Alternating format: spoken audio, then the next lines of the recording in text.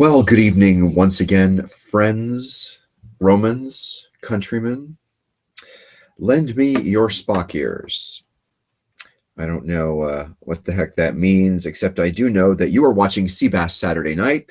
This is a special edition of the cBas After Dark series, and I'm going to begin by opening a lovely Code Red Mountain Dew. Taking a note from the other podcast I'm doing lately, which is actually my fast food, junk food podcast. Another couple of episodes of that actually went up today, so check for that at youtube.com/Sebastian Central. What I managed to do the previous night and failed to do tonight was to go ahead and put my name and number up on the screen. I'm going to go ahead and do that. I'm going to put this there, I'm going to put this there, and I'm going to go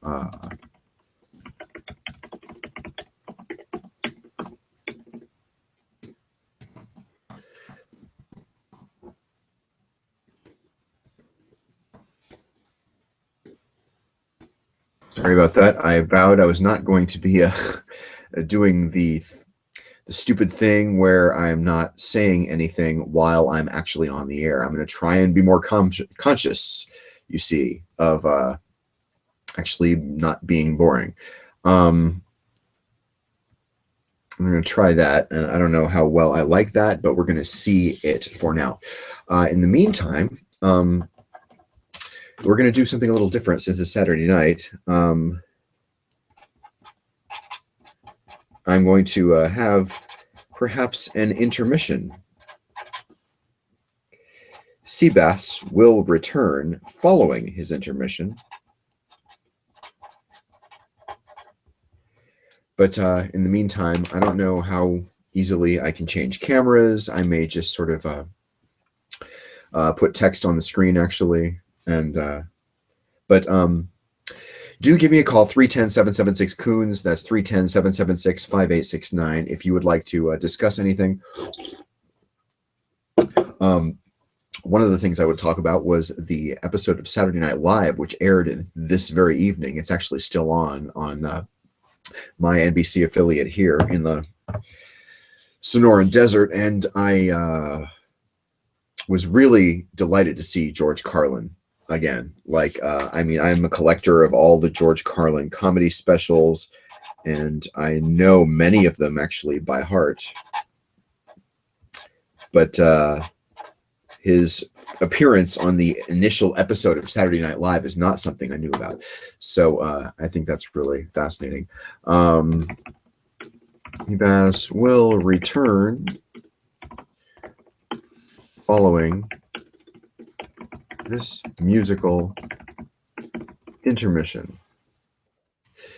And I think that is going to be in this font. And I'm going to put this like so. And I'm going to play just a little bit of music just because I feel like it. I don't know what I'm going to play yet. What should I play? What a question. Let me find my media. And let me find some music or something I will like to play for you. I could play a clip of the Phil Hendry Show, but instead I think I'm going to play the Leaving Dry Dock music from Star Trek, the motion picture.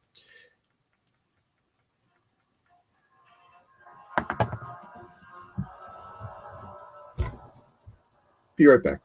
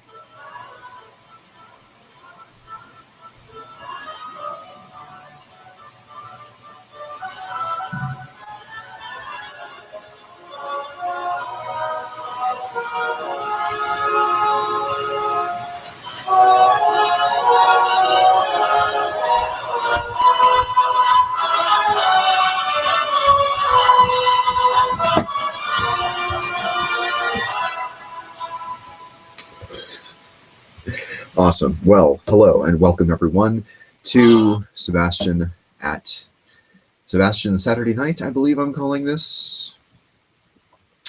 Anyway, I'm going to have to restore that because now taking your calls at 310, the area code 776-5869. That's 310-776 Coons. And yeah, that will have to do for now. But I'm happy with that. Didn't think I would actually be doing a show, but going ahead and doing a show just because I felt like, I think I have enough to say that warrants actually going ahead and coming on the air on Saturday night. Even though there is Saturday Night Live on, which is the very first episode of the very first season, I felt like, you know what? I'd rather come blah on YouTube with an audience of people who is not really always there live all of the time, but then I wake up the next morning and like a dozen people have watched. So it may not be the whole thing. It may just be, a few minutes, but the fact that even a few minutes is getting viewed is really quite startling to me. One thing I want to say, an update first and foremost on my experiment regarding only charging these devices using energy from the sun. I have two solar charging apparatus. One is very small, about yay big. The other is actually built into a laptop case with solar panels all on one side, and it goes into a wire that then you connect to this battery.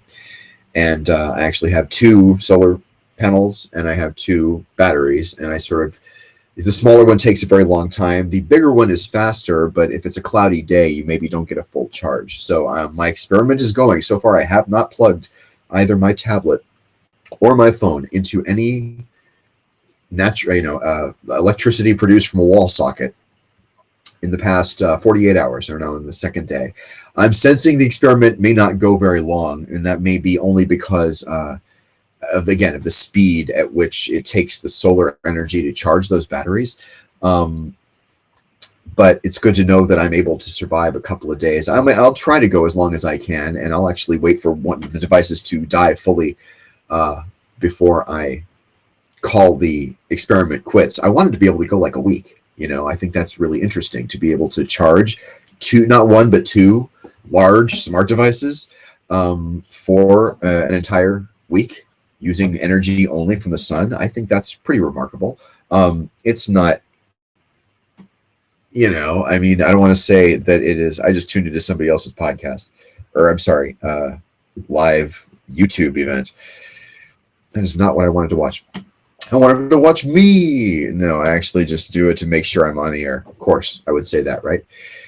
Taking your calls, 310. You know what? I'm not wild about the location of that. I'm going to put it up a little higher. And I believe that is approximately centered. So let us try that. My hair looks like crap tonight, I'm happy to say. Again, I wasn't planning to even go on the air, so the fact that my flaws make me a little bit more human, let's hope. Today was Valentine's Day. It still is for another 45 minutes in Mountain Time Zone. I keep forgetting. I sort of developed a signature way of opening a news broadcast. This happened during my show on the radio in San Francisco, and my method was to give the time in multiple sort of world center kind of time zones, because it's a live show, but you're kind of maybe broadcasting to people from all around the world, and you can't possibly predict which time zones to give the time for. So the best idea was to give the time in California and then the time GMT, an idea I got from hearing them do it on Al Jazeera English before the days of Al Jazeera America. This is a couple of years ago by now. And I still like the sound of it. And if I can make myself get into the habit of doing it, I will open each of these broadcasts with my little signature way of opening it, which is It is 10:15 p.m. on the west coast of the United States. It is 06:05, or it is 06:15 GMT, and it is 11:15 here in the mountains in the Sonoran Desert, whatever I want to say, and then go on to introduce myself and open the show.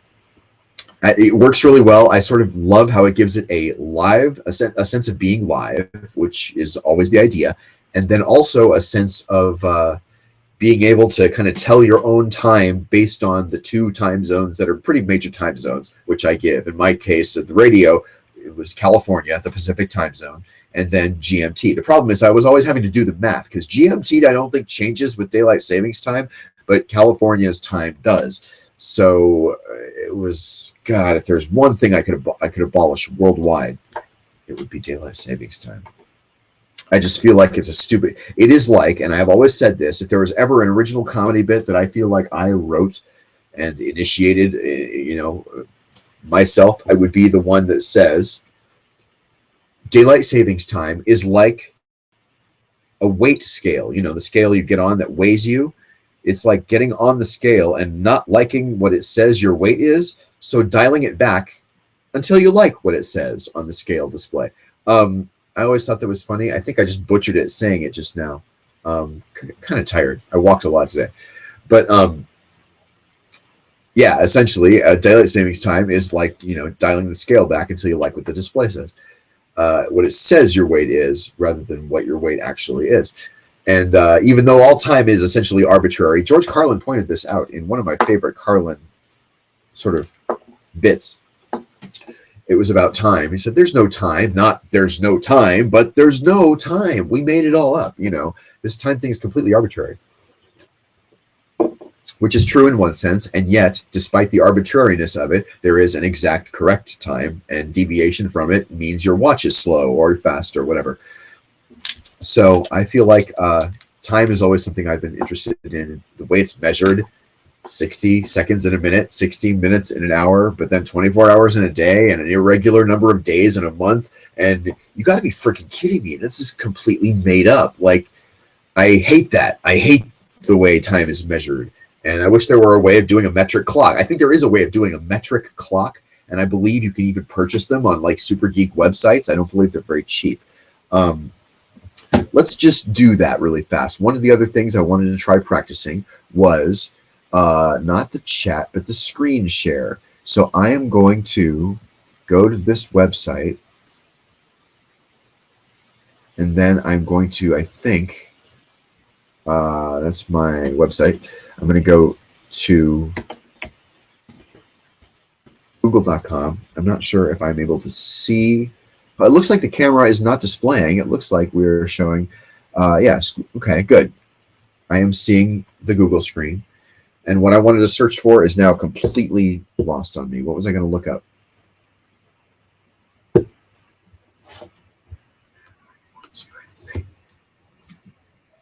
Oh, it does work. How about that?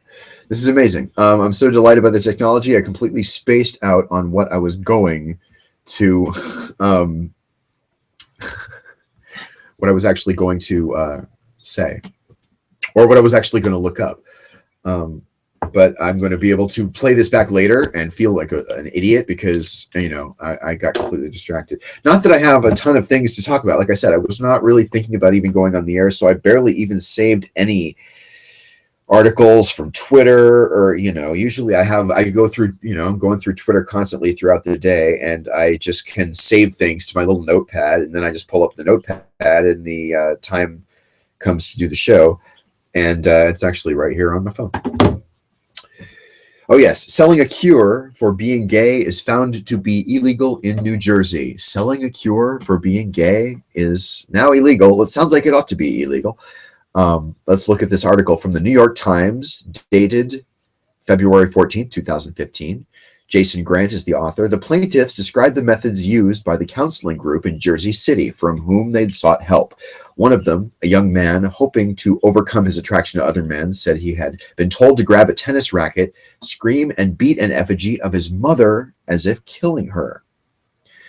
This week, in a lawsuit brought against the counseling group by that man and three others, a state superior court judge in Hudson County, New Jersey, ruled the counselors selling so-called conversion therapy with claims that homosexuality was a curable mental disorder were engaged in what's now called consumer fraud.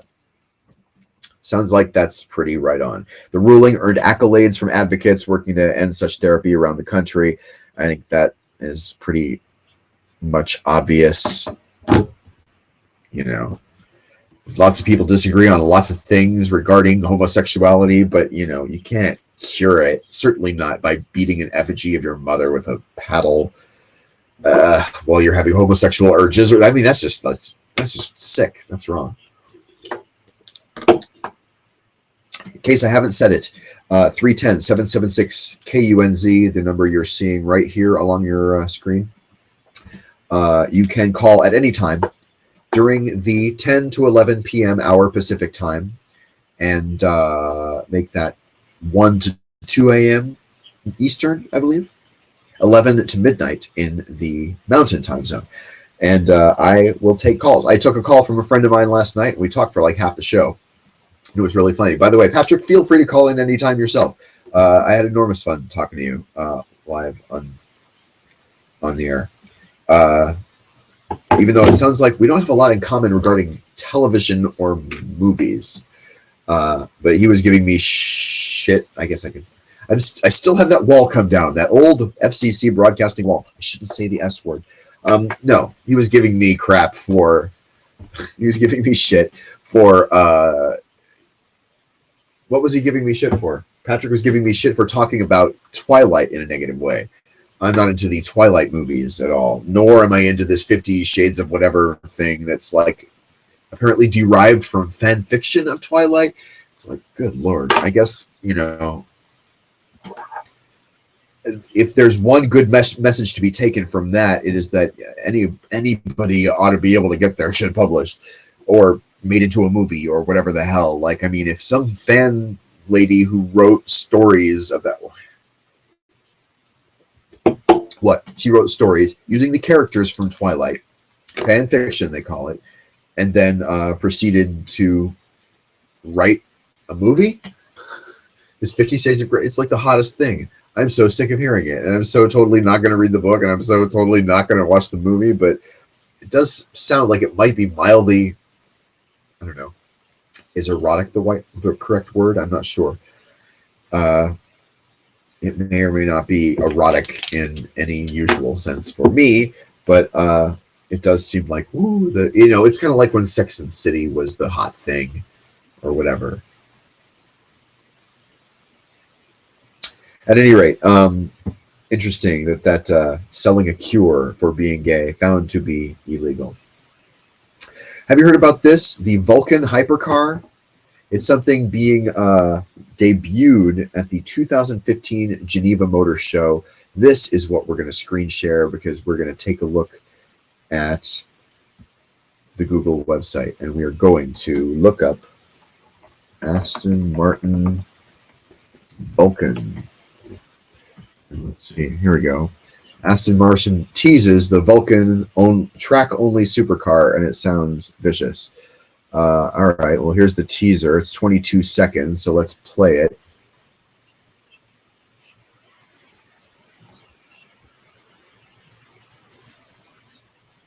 Is this supposed to be a thing that we're watching that's a teaser for Aston Martin? It just says Aston Martin Vulcan, and was there a thing that teased the car in this? Is this from the, what is this?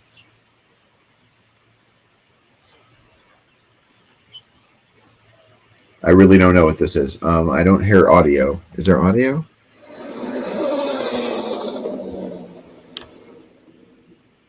Okay, so there's audio. Is this supposed to be a thing that we're watching? But again, I don't really see anything that suggests the car. What do we know? Not much. Car Magazine speculates the Le Mans-inspired track toy will follow the mold of the McLaren. I don't have any idea what those are. I wish I knew more about cars and was able to sort of do that. But at any rate, that is interesting. Oh, yes, I have a Jeopardy scoreboard program as well now, which is an awful lot of fun. Let's go back to myself here and continue. Again, if you would like to give me a call, 310-776-COONS. If you're watching this on a rerun, if this is not live, in other words, you can call and leave a message, but or you may actually call and get me on the phone, depending. Oh, I do know what else I wanted to talk about.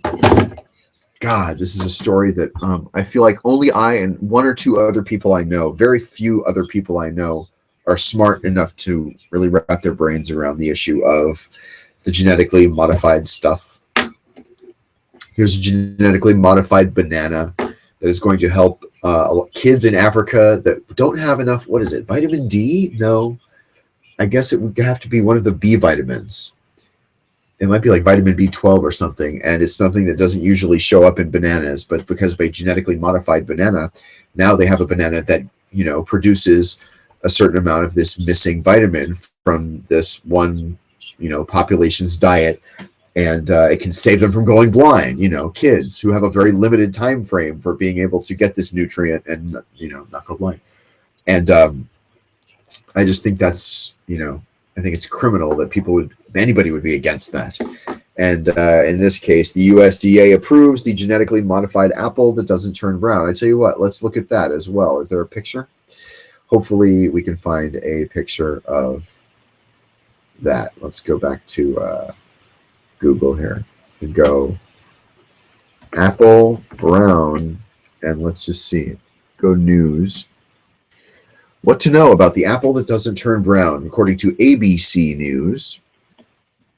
These are photos of apples, Arctic Golden and Arctic Granny. And the USDA is the big step that happened today, according to the ABC News report here. Genetically modified organisms are already on the market with corn, soy, and other crops designed to fend off insects or survive being sprayed with weed killer. The so-called Arctic apples have a gene turned off that cause them to turn brown. It's a process that differs from other GMO crops and foods, which usually add genes from other organisms. For instance, the GMO salmon from Aqua Bounty Technologies is an Atlantic salmon with added Pacific salmon gene to make it grow faster and an added eel gene to make it grow year-round. This time they're going into the existing material and turning off genes, but what else did that gene do that they turned off, Lavera asked, pointing to the concerns some people have about the potential unintended consequences about manipulating genes. Whatever. Apples that have turned brown or oxidized aren't nutritionally different from apples that have not yet turned brown, but she recommends eating apples before they turn brown. If you don't want apples to turn brown, squeeze a little lemon juice on them. For instance, if the gene helped protect the apple from pests and it's no longer on, farmers could need more pesticides, this woman is claiming. I suppose that's a possibility, but it's just as possible it's the opposite. From that perspective, it's totally possible that the opposite is just as true, if not more true. There we go. Green and brown apples. Okanagan Specialty Fruits, which makes the Arctic apples, said in a statement it was excited by the USDA approval and is working hard to get as many trees in the ground as possible so you'll be able to purchase Arctic apples in stores within the next few years. And damn it, I'm here to tell you right now that I actually will totally enjoy those apples and I will eat them. And I'm here to tell you nothing bad's going to happen to me. How do you know, cBas? How do you know?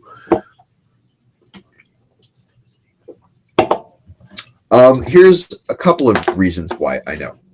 Because genetic modification is really not much different, if not any different, than what farmers have done for thousands of years, which is, breed animals or crossbreed, plants for various characteristics. This kind of weed in this field actually was a little bit stronger in its stalk because it didn't grow as tall.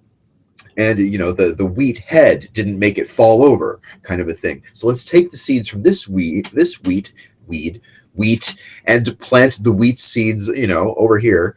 And we'll get more of these wheat seeds that are shorter and they aren't as top heavy, and they can survive more, harsh conditions and stuff. That's, selective breeding, baby. That's all farming ever has been. That's all sort of agriculture ever has been, really, is selecting the best animals or the best plants and continuing to breed them, kind of a thing. Just because it's being done in a petri dish or whatever the hell, I truly don't believe it's any different than eating the wheat that is shorter, because, and like I say, what was it this story said? Let's go back to the story for a second, because it was talking about the crops for which this is already going on. Where is it?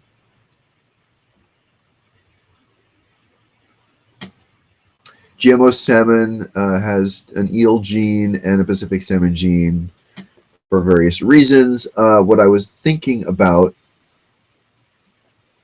is here. The USDA is usually the big step. That happened today. Genetically modified organisms are already on the market, with corn, soy, and other crops designed to fend off insects or survive being sprayed down with weed killers. So yeah, the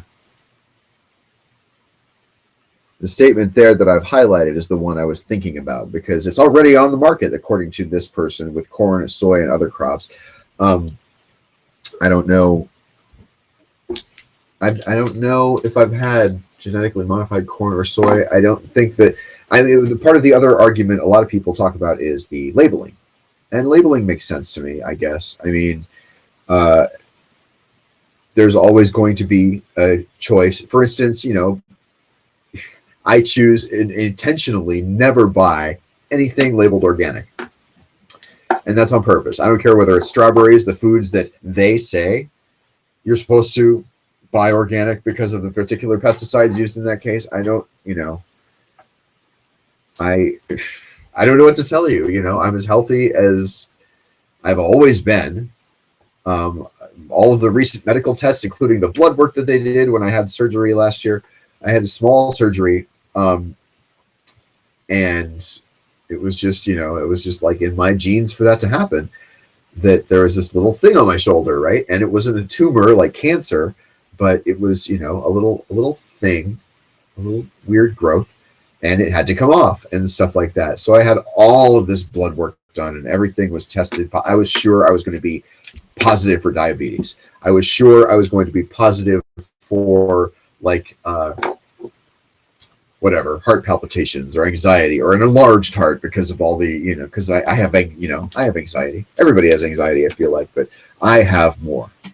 No, actually, I've never had anxiety to the point where I've really been medicated. I tried taking antidepressants, I think one or two times. It didn't go well. I'm not big on a lot of the pharmaceutical antidepressants. That is personally for me, only because the ones I've tried that the doctor recommended did not do for me what the drugs apparently did for most people. And that's true of me in a lot of cases. The opiate drugs, like oxycodone and OxyContin and Percodan and Percocet or whatever the hell they are. Vicodin, I think, is another one of them, right? A lot of people I know who have taken Vicodin or even recreationally taken these opiate drugs to go woo and feel like high. It absolutely never did that to me. Like when I had Vicodin for like oral surgery one time, I had like 10 pills and I had taken, one. I had taken them at the correct time order, and they're at the right time, spaced properly, I'm trying to say. And my experience was that I was awake at 3 a.m. making quiche. Like I was wigged out. I was wired, and that's not something I understand happens for most people when they take this class of drugs. Usually they feel euphoria, and I never felt euphoria from those drugs. And I'm not even sure it ever killed my pain. Like, I feel like Advil is the only drug that ever made pain I was having go away. Or aspirin. Tylenol never felt like it did very much. Aleve, naproxen sodium never felt like it did very much. Or as well as if you take the corresponding equal amount of ibuprofen. Like I always felt like ibuprofen was really worked the best for me. And after I had the oral surgery many years ago, and then after I had this, there was pain medication that I ended up not even finishing.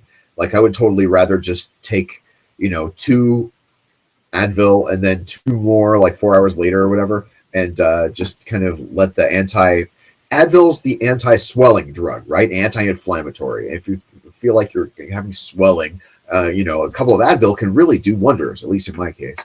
And those goddamn prescription medications frequently seem to do something different for everybody else in the world. I'm jealous. I wish those things would get me high, but I've never had the experience, not once, not even a little bit pleasant. It was always really bad whenever I had to take those drugs. So I just figured, stay away from it. I mean, given the addictive nature of it, it seems logical that you should probably, take them sparingly in the first place. And if you have another reason, like, having it react funny with your body chemistry, which I think is what happens to me, then I just rather avoid them altogether and find some other, not that I believe in homeopathic or holistic, bullshit route, or any of that. Give me scientific pharmaceutical medications 100% of the time over St. John's wort. Or, I understand that, melatonin works for some people. I think the placebo effect has a huge amount to do with it. And I do recognize that certain herbs can have certain effects if taken in certain doses by people, that only makes a certain amount of sense. But at the same time, I don't believe that St. John's wort does much of anything. And I'm pretty sure that even like the science, as far as like melatonin being a reliable sleep aid for kind of everyone in a scientific, clinically proven sense, I'm not sure that's there either. I haven't looked in a long time. Maybe there's been breakthroughs in St. John's wort that I don't know about. But yeah, give me good old-fashioned ibuprofen or aspirin or, something pharmaceutical anytime over Leola root, tea. George Costanza had that experience in Seinfeld. I don't know if you remember, but in one of the early episodes of Seinfeld, George Costanza chose the homeopathic remedy for his tonsillitis, I think it was, that he had, right? He had to have tonsils come out, tonsil surgery in the hospital. And he chose to go to the holistic doctor, and he drank some kind of bark tea that ended up turning him purple. I'm not sure if it was supposed to be like blood vessel purple or like, violet Beauregard purple kind of a thing. Like it was obviously a sort of an effect or a makeup thing. I don't know what they were doing with Jason Alexander.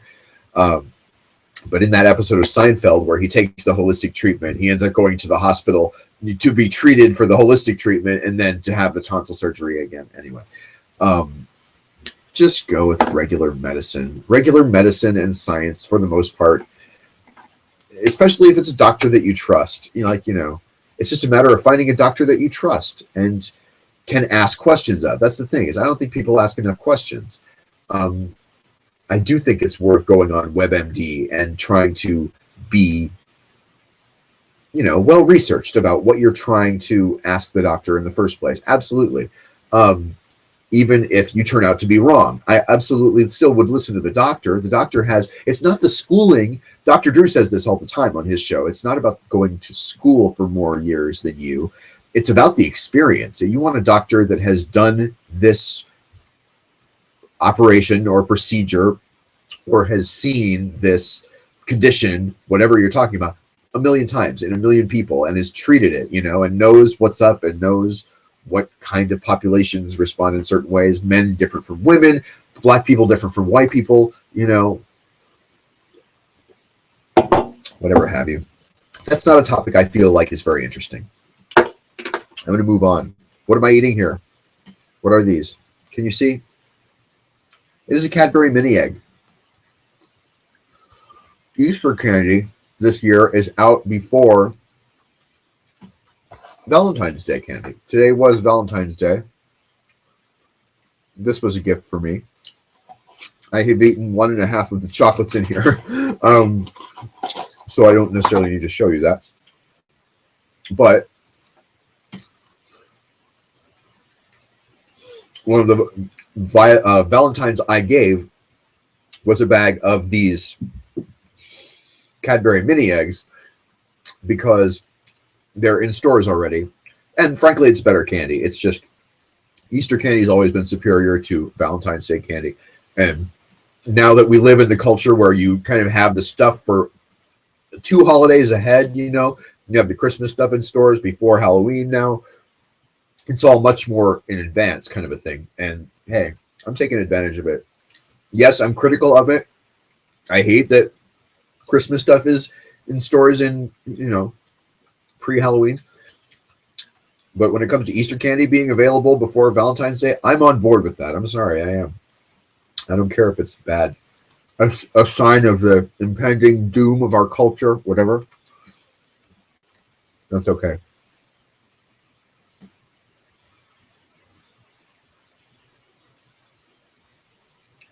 I heard somebody.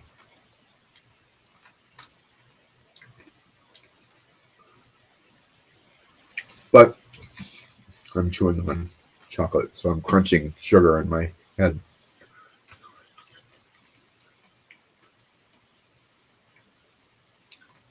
And I'm watching myself on the screen here, to be completely honest. I'm kind of just amused that it's actually going out and I'm able to sort of do this.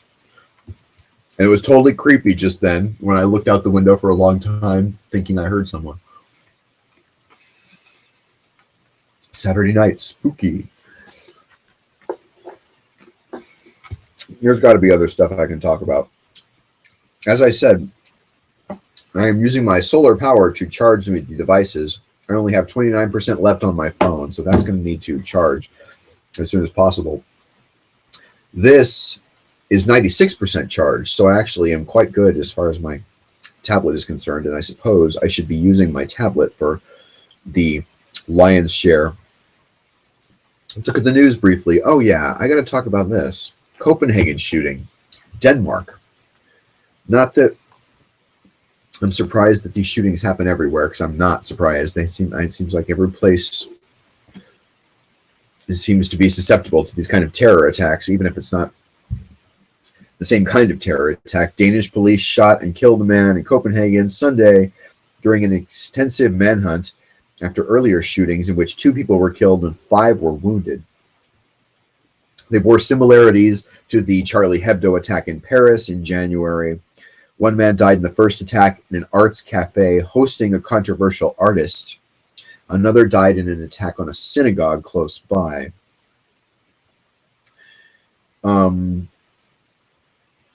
The artist in question is a Swede who has been threatened with death for his cartoons of the Prophet Muhammad.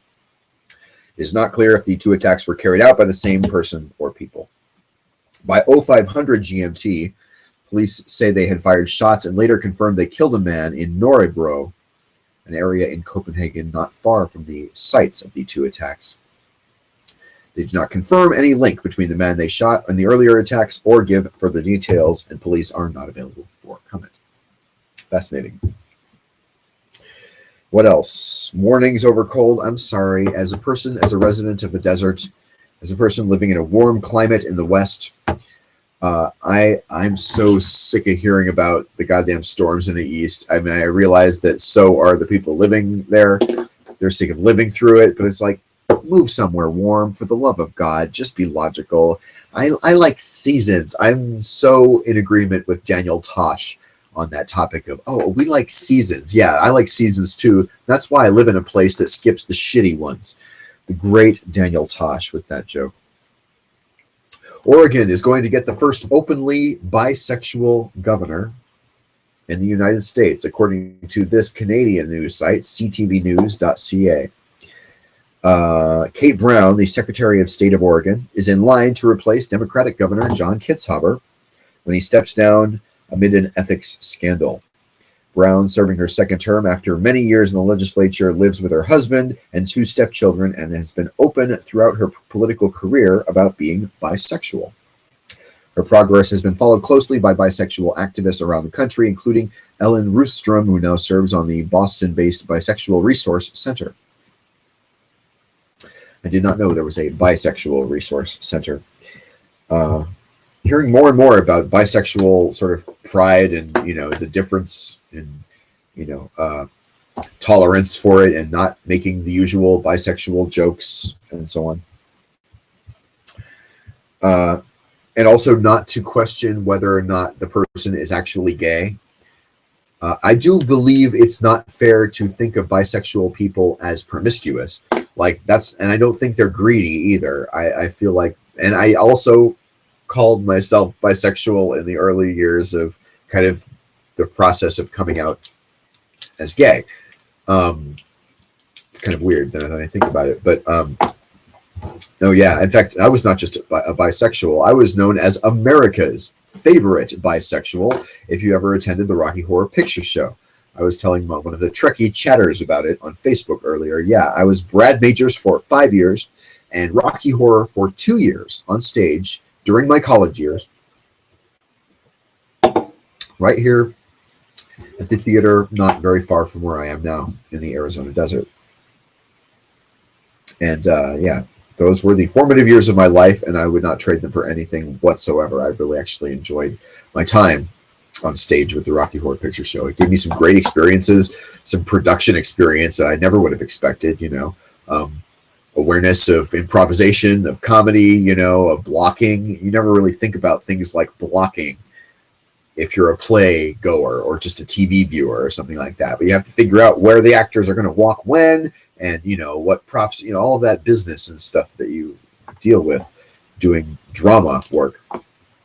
I was completely fascinated by it, and even though it was kind of community volunteer theater in a lot of ways, the Rocky Horror Picture Show was extremely instructive, I guess. I don't know. I mean, it taught me a lot is what I want to say. And I think that is a good thing. Let's talk about the doctor's office that called police on the woman who has lupus. It does sound to me like the doctor's office might have had, fair reason. Well, just listen to that. It happened in Indiana. A woman is outraged after employees at an eye doctor's office called police on her, saying she was drunk. Kathy Balt brought her 5 children along for her appointment and was trying to keep them all in check. That's when an employee called the police, saying Balt was slurring her words and reeked of alcohol. Sat down in the waiting room. She took off to the front. I noticed the first police officer, she told WRTV. But here's the thing. Balt has lupus, an autoimmune disease in which a person's immune system attacks tissues and organs in their body. Balt, who doesn't drink, says the reason she was stumbling is because she forgot to bring her walker. She ended up passing a sobriety test, and the police officers left. But story's been blowing up on social media. Some people say the employees did the right thing. They should make sure children are being transported safely to and from the office and they're taken care of properly. Another person said they should have talked to her about their concerns before calling the cops. I feel like that's only fair, especially if you're some kind of medical professional. You ought to try and be discreet, try and make sure there's not a medical issue. The person said they smelled alcohol. So I don't know what that's about. You know what? I was just thinking about this, and I literally didn't really read that detail until I was live on the air, but I once got accused of drinking alcohol by a cop. This was in Kansas, actually. He said he smelled alcohol in the car, and I don't know what he actually smelled or if he was just making it up, but as a guy who doesn't drink, and when I say I don't drink, I don't mean I have the occasional glass of wine. I mean, I don't drink any alcohol anywhere ever. At any point for any reason. I just don't. Not any form of it, never. I don't like it. I'm pretty much into tea and water and soda and, everything else except alcohol. Sorry, I just popped the lid off my pen. Give me a moment. I don't want my pen to dry out, so I'm going to go ahead and retrieve this lid. And come back on the air.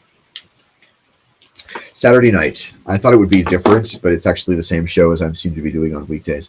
By the way, call the number here on your screen if you want to give me a call. You have about 10 more minutes before I call it a night. Should the doctor's office apologize, according to this last story, for the doctor's office, for their calling the police on the woman with lupus? I don't know. I mean, I feel like I don't feel like the apology thing is nearly as big a deal. Like, I feel like everybody should get used to apologizing all the time. People are constantly making mistakes. The best we can hope for is to be able to forgive nicely and apologize.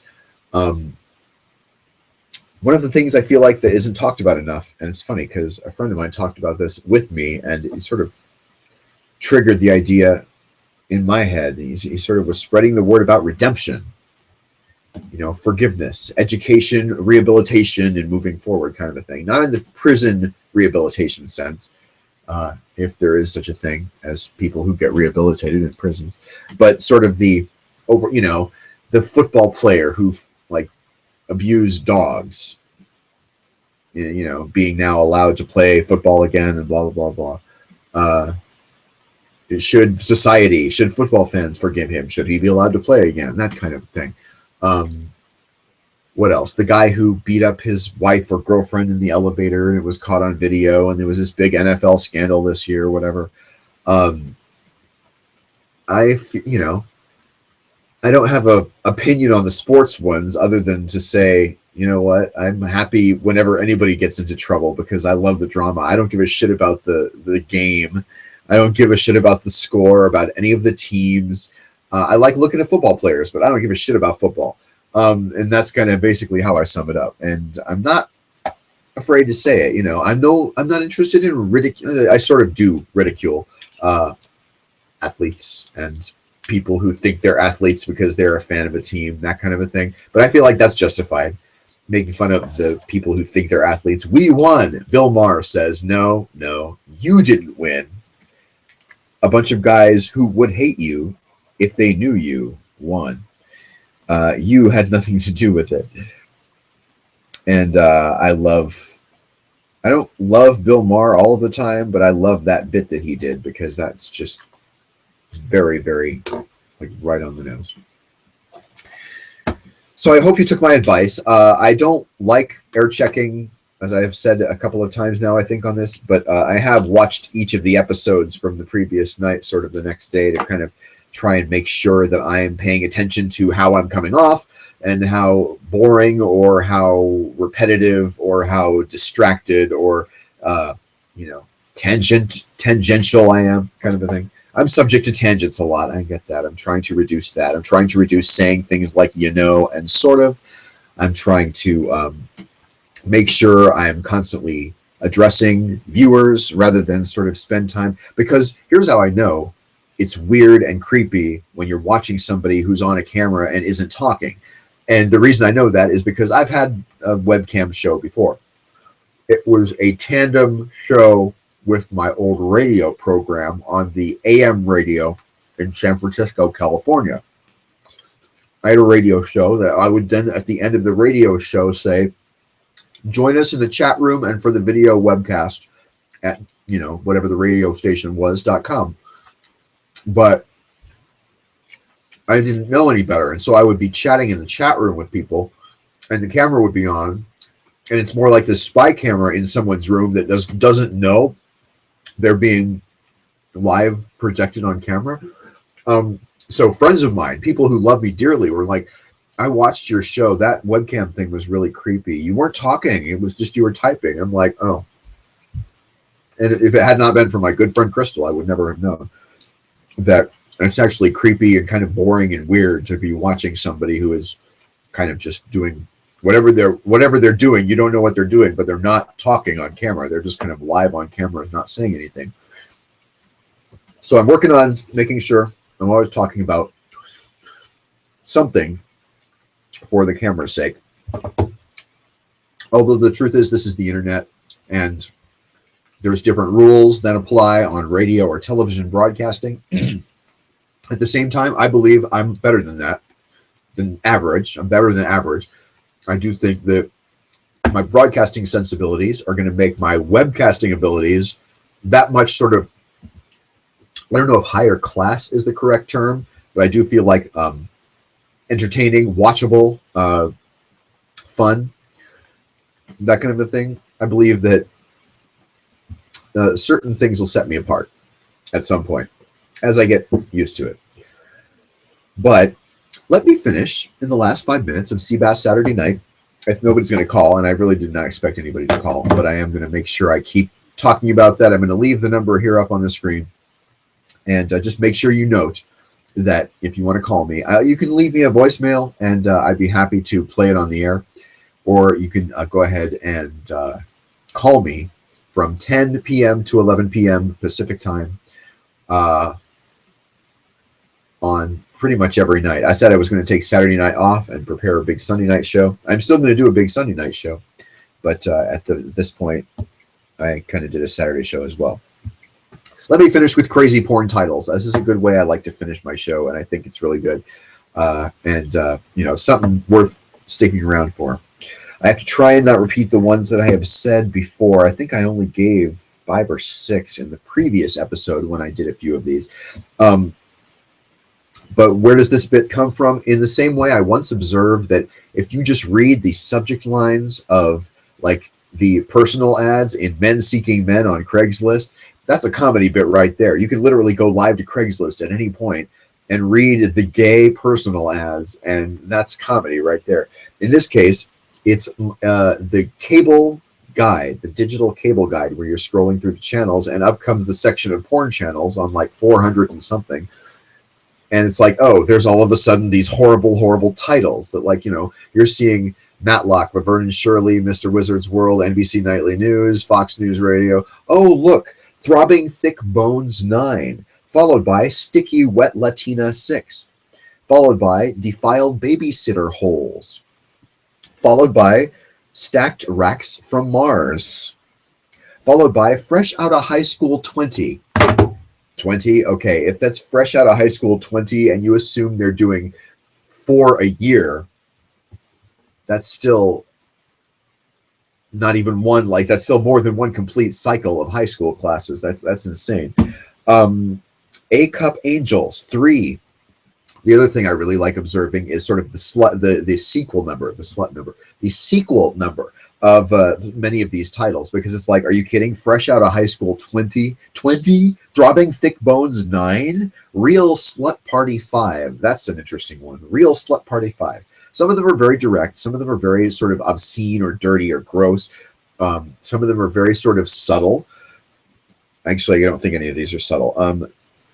Ghetto Fights, Teen Casting Couch Auditions, Orgy on the Love Boat. The ones that are always kind of traditionally funny are the ones I think that incorporate some kind of existing movie or TV title name. Like instead of Saving Private Ryan, Saving Ryan's Privates, or whatever the hell they do. What else? Orgy on the Love Boat, Nut Inside Cheerleaders. Oh my God, I was not prepared for that. Whew, Nut Inside Cheerleaders. That's kind of gross. But in a way, they're funny because they're so goddamn gross. Fresh Teen Flesh 3. 18-year-old Snatch Stretch. Oh, dear God. Black Pole Pink Holes. I think that's very suggestive. You can tell what that is just by the title. Spread Her Like Butter 9. Amateur Hoebangers.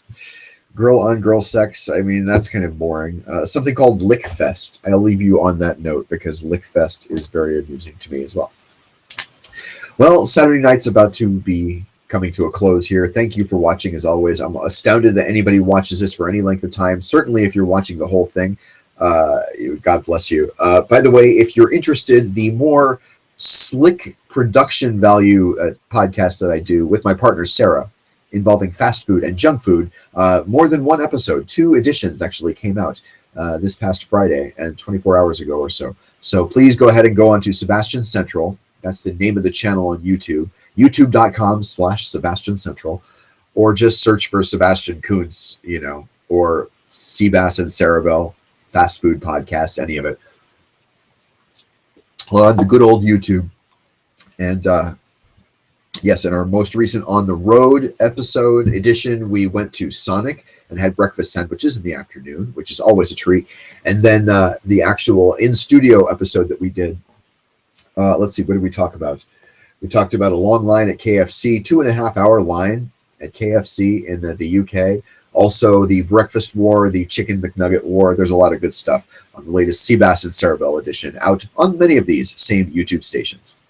More of our titles of sick, horrible porn movies on the next cBas Saturday night, or maybe we'll leave that for like a Thursday night kind of a thing. I'm still thinking about doing Sunday through Thursday, kind of like the radio show Loveline, and then having the weekends off. Although I like the Saturday night show as well, because I feel like doing different stuff, which I'm not tonight, but I feel like it would be cool if I did.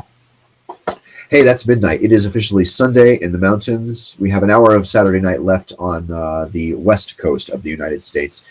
And I wish you all a fantastic Sunday. Join me here in 24 hours, 23 hours now, right? Because we will be doing a pretty nice Sunday show. I don't know, as I learn this technology, I'll be able to do more with it. Tonight was the first night I could actually bring websites up and have them show up on the screen. Thank you very much for joining me, and we'll see you on the next cBas Saturday night. We'll actually see you on cBas Sunday night on many of these same Google Plus and YouTube outlets. And then watch for cBas After Dark on weeknights.